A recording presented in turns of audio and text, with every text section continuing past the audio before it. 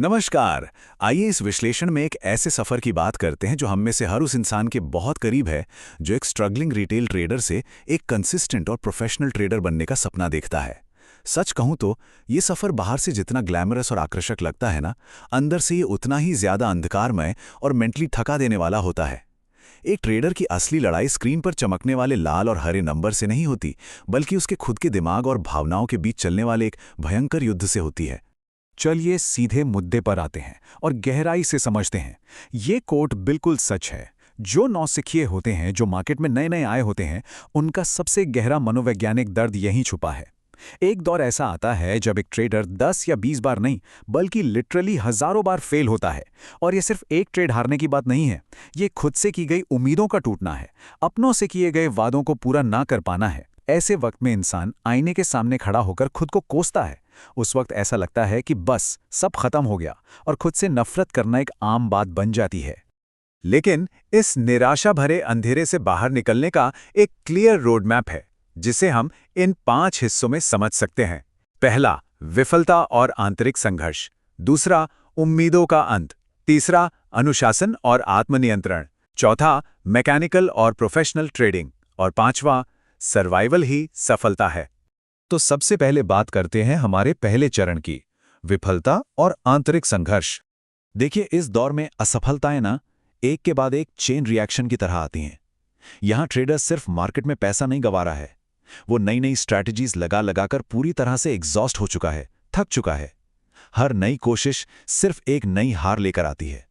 वो अपने ही बनाए गए रूल्स तोड़ता है, अपने दोस्तों और परिवार को दिए गए कमिटमेंट्स पूरे नहीं कर पाता, और सबसे बड़ी बात, वो अपनी ही नजरों में बार बार गिरता है। मेंटल फ्रस्ट्रेशन अपने एकदम पीक पर होती है।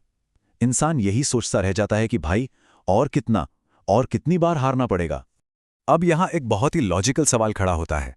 जब कोई इतनी बार गिरता है, इतनी भयंकर तरह से हारता है, तो वो इस काम को छोड़ क्यों नहीं देता? आखिर वो क्या चीज़ है जो हजारों बार फेल होने के बाद भी एक ट्रेडर को मार्केट में टिकाए रखती है? इसका जवाब है एक अजीब सी आग। जो लोग सच में ट्रेडिंग को अपना करियर बनाना चाहते हैं ना, उनके अंदर एक ऐसी आग होती है जो फेविकोल की तरह उन्हें इस प्रोफेशन से चिपकाए रखती है। ये आग उन्हें इतने दर्द के बावजूद भी गिव अप करने की इजाजत नहीं देती।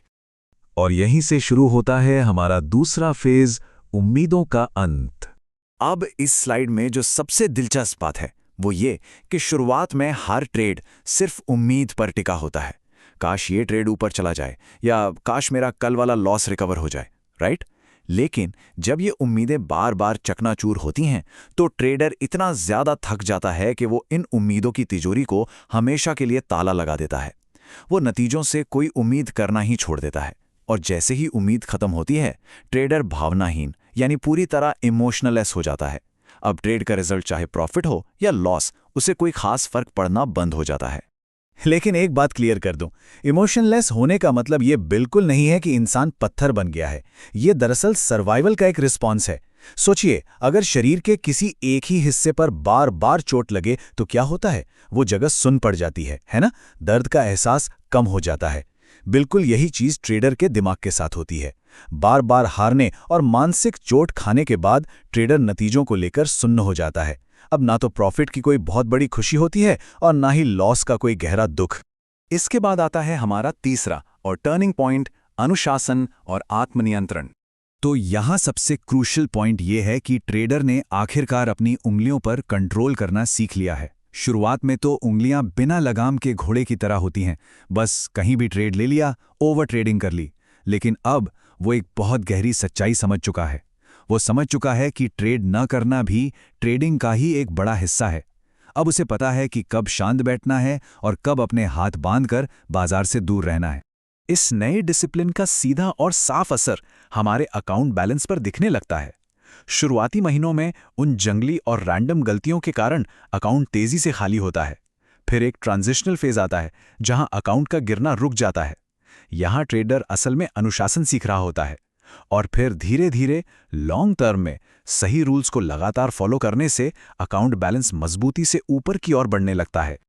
अब बढ़ते हैं चौथी चरण की तरफ, मैकेनिकल और प्रोफेशनल ट्रेडिंग।